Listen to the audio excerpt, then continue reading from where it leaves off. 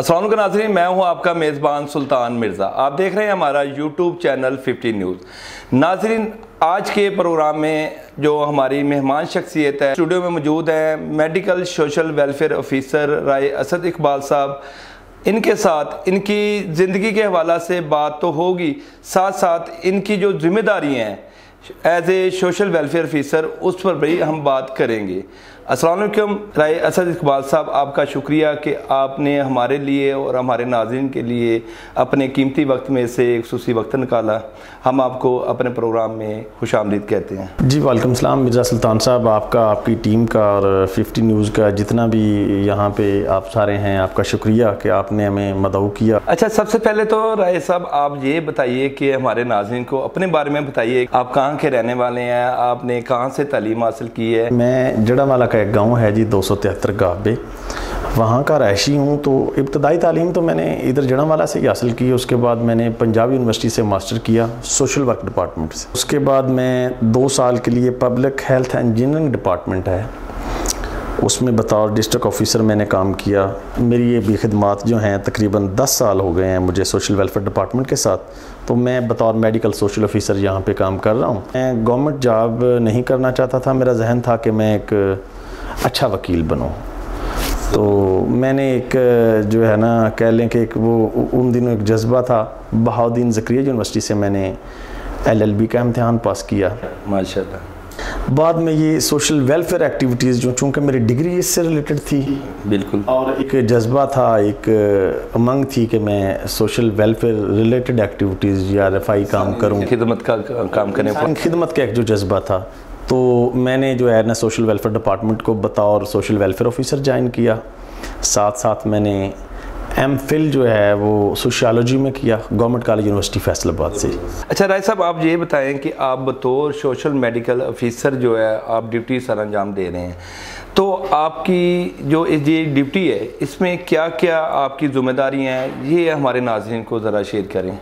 तो बतौर medical social officer हम जो है वो पेशेंट की जो है नफ्सियात, उसको साइकोलॉजिकल आप कह लें कि साइको सोशल सपोर्ट फ्राहम करते हैं। उसको फैमिली काउंसलिंग की ज़रूरत होती है, इनफरादी काउंसलिंग की ज़रूरत होती है। और इसके साथ साथ अगर कोई गरीब पेशेंट है, ज़रूरतमंद पेशेंट है, तो उसके लिए हमारे पास फ़ंड्स हैं, जैसे कि महकमा ज़कात की तरफ से और बैतुल माल की तरफ से, मुखय्यर हज़रात की तरफ से कुछ ना कुछ उनकी हेल्प कर देते हैं। पेशेंट को जो है वो एक फ्रेंडली इन्वायरमेंट देते हैं कि जिस हद तक हो सके इसको एक इंकरेजमेंट मिले। और साथ साथ हमने शहर के मुखय्यर लोगों को साथ मिला के एक पेशेंट वेलफेयर सोसाइटी बनाई हुई है, उसको भी मैं रन करता हूँ। हेल्थ वेलफेयर कमेटी के नाम से एक इदारा है हमारे पास, वो सरकारी है, MS साहब हैं, मैं हूँ, उसमें ज़कात डिपार्टमेंट से नुमाइंदगान हैं।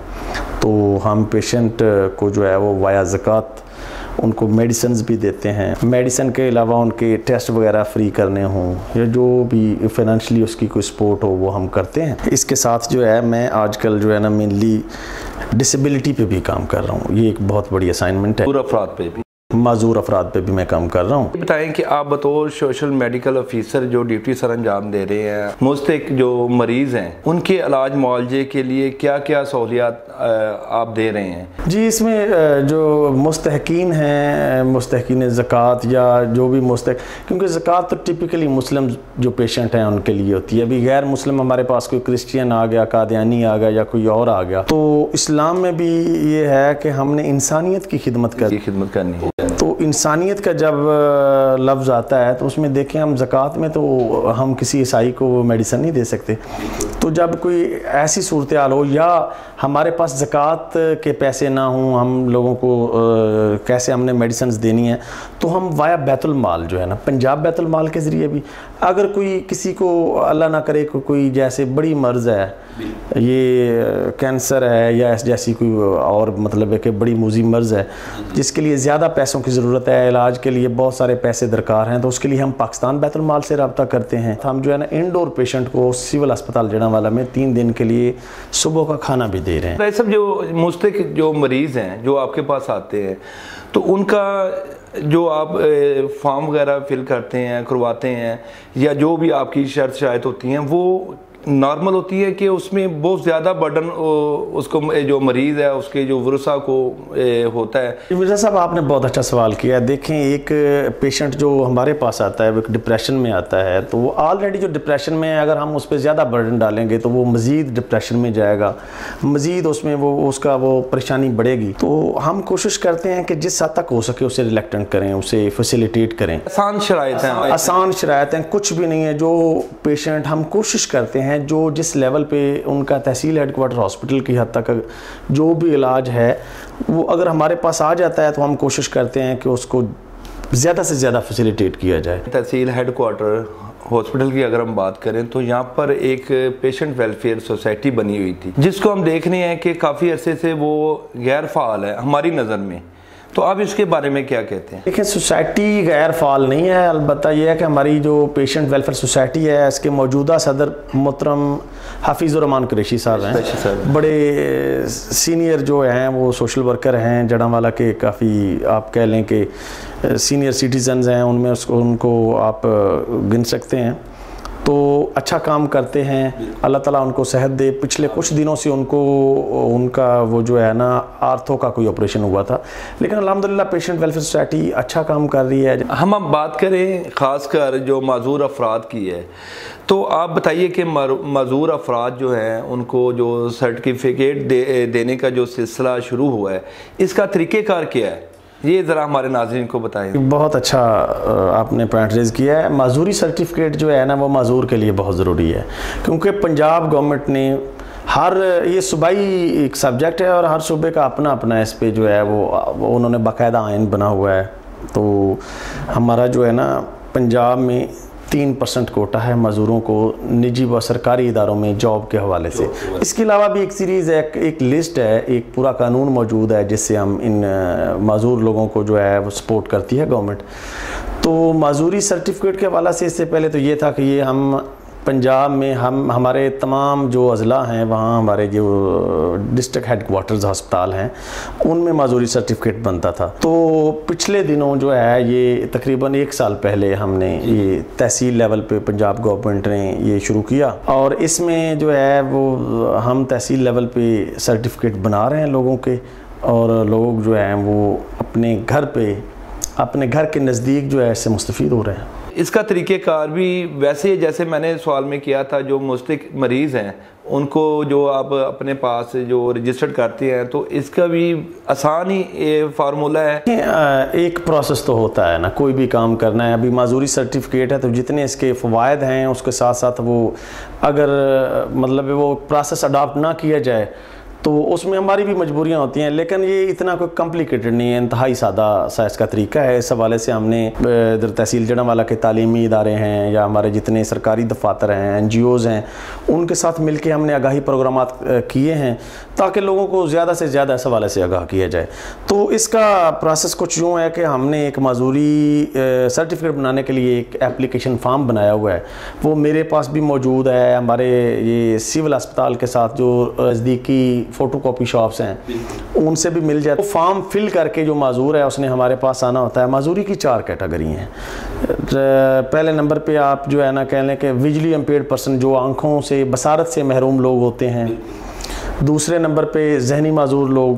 پھر جسمانی معذور لوگ, جسمانی معذوری میں کوئی بھی معذوری ہو سکتی ہے, جسم کے کوئی ایمپوٹیشن ہو سکتی ہے, یا کوئی بھی پیرالائزڈ کوئی ہے, یا کسی کا کوئی ہاتھ پاؤں نہیں ہے, اور مطلب وہ یہ معذوری ہے. اور چوتھے نمبر پہ جو گونگے بہرے لوگ ہیں, گونگے بہرے, تو یہ چاروں کیٹیگریز کو جو ہے نا وہ معذوری سرٹیفکیٹ جاری کیے جاتے ہیں. ہماری جو گونگے بہرے لوگ ہیں بالکل ان کے لیے آڈیو میٹری کا ہونا ضروری ہے. ابھی ہمیں اس کے علاوہ ہم کیسے گیج کر سکتے ہیں کہ یہ بندہ جو ہے یہ گونگا ہے. اس کے علاوہ بھی اگر کوئی معذوری میں کمپلیکیشنز آ رہی ہیں, کوئی ایسی کوئی دقت ہمارے اسپیشلسٹ کو ہے تو وہ ان کو ریفر کر دیتا ہے. چونکہ وہ بڑے ٹیچنگ ہاسپٹل میں تو زیادہ فیسلٹیز ہوتی ہیں. 1 مہینے میں 1 دفعہ ہمارا بورڈ ہوتا ہے یہاں پہ. اس میں نا ہم نے کیا ہوا ہے تھرسڈے کو, جمعرات کو, ہر مہینے کی دوسری جمعرات کو, کیونکہ اگر ہم کوئی تاریخ مقرر کر لیتے ہیں تو اس میں وہ اس ڈیٹ کو چھٹی بھی ہو سکتی ہے. معذور کے لیے جو ہے نا وہ اتنا آسان نہیں ہوتا کہ وہ بار بار آئے. ہر منتھ پہ جو بیٹھتا ہے تو اس کے لیے آپ کوئی ایڈورٹائز بھی کرتے ہیں, کوئی ڈیٹ اناؤنس بھی کرتے ہیں تاکہ لوگوں کو پتہ چل جائے کہ فلاں ڈیٹ پہ جو بورڈ نے بیٹھ رہے ہیں وہاں پر معذور افراد جو ہیں وہ اپنا مکمل جو سرٹیفائڈ اپنے آپ کو کروا سکتے ہیں؟ بالکل ہوتی ہے. ہمارے پاس جو معذوری کے لیے اپلیکیشن لے کے آتا ہے اس پہ ہم نے باقاعدہ ایک فارم، ایک پورا پیپر ہے جو ہم اسے رسید کے طور پہ دیتے ہیں اور اس پہ لکھ دیتے ہیں کہ کمنگ بورڈ جو ہے اس کی فلاں ڈیٹ ہے، آپ نے فلاں تاریخ کو اتنے بجے ہمارے پاس آ جانا ہے. کیونکہ ہم نے کوشش کرنی ہے کہ معذور کو جتنا ہو سکے وہ فیسیلیٹیٹ کیا جائے. Social welfare department, health department, labour department اور جو ہے ٹیوٹا، یہ سارے ڈپارٹمنٹ جو ہیں یہ ان کا ایک نمائندہ ہوتا ہے جن کی موجودگی میں ہم جو ہے معذور کو وہ معذوری سرٹیفکیٹ دیتے ہیں. ٹیپٹا جو ہے وہ معذور افراد کو ووکیشنل تعلیم کو ہنر، وہ وہاں پر بھی کوئی سیٹیں ہیں ان کے لیے؟ جی بالکل. ٹیپٹا جو ہے وہ اپنا ان کو ٹیکنیکل ٹریننگ دیتا ہے. ٹیپٹا کے ساتھ ساتھ ہمارا ادھر سوشل ویلفیئر ڈپارٹمنٹ میں نشیمن ایک ادارہ کام کر رہا ہے، وہاں پہ بھی وہ ہم اسپیشلی وہ معذوروں کے لیے ہے. ایک نگلیکٹڈ سیگمنٹ ہے ہماری سوسائٹی کا، تو اسے سوسائٹی پہ بوجھ بننے کے بجائے ہم سود مند شہری بنائیں اور یہ خود بھی کمائے اور اپنے اہل و عیال کو، اپنے گھر والوں کو بجائے بوجھ بننے کے ان کے لیے ایک جو ہے نا ایک سود مند شہری بنے.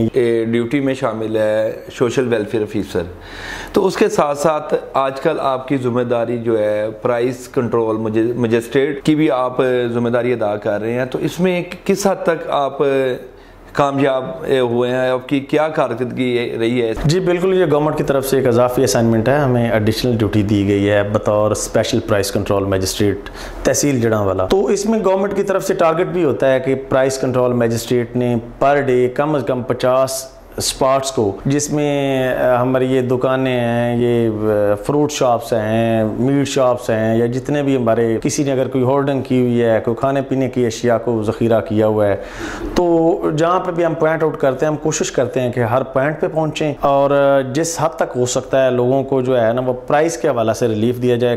بطور پرائس میجسٹریٹ ہم تقریباً ڈیلی کے 50 جو ہے نا اسپاٹ ان کو انسپیکٹ کرتے ہیں اور منیمم 5 سے 7,000 روپے جرمانہ ہے وہ ڈیلی بیسس پہ ہم کر رہے ہیں. اور ہماری کوشش ہے کہ پنجاب گورنمنٹ کی ہدایات کے مطابق لوگوں کو جس حد تک ہو سکے ریلیف دیا جائے. شکریہ رائے صاحب آپ کا کہ آپ نے اپنے قیمتی وقت میں سے ہمارے لیے، ہمارے ناظرین کے لیے وقت نکالا. آپ سے اتنی خوبصورت باتیں ہم نے کی، تو آپ کا ایک بار پھر ہمارے پروگرام میں آنے کا شکریہ. جی ویلکم، مہربانی آپ کی محبت، اور پوری جو 50 نیوز کی ٹیم ہے ان کا شکریہ ادا کرتا ہوں. آج کے جو ہماری مہمان شخصیت تھی رائے اسد اقبال صاحب، ان سے ہم نے ان کی زندگی کے حوالہ سے، ان کی ڈیوٹی کے حوالہ سے، خصوصاً معذور جو افراد ہیں اس حوالہ سے ہم نے بات کی، تفصیلاً بات کی. تو امید ہے کہ آج آپ کو ہمارا پروگرام پسند آئے گا. اسی کے ساتھ اپنے میزبان سلطان مرزا اور ہماری ٹیم کو اجازت دیجیے. اللہ حافظ. پاکستان زندہ باد.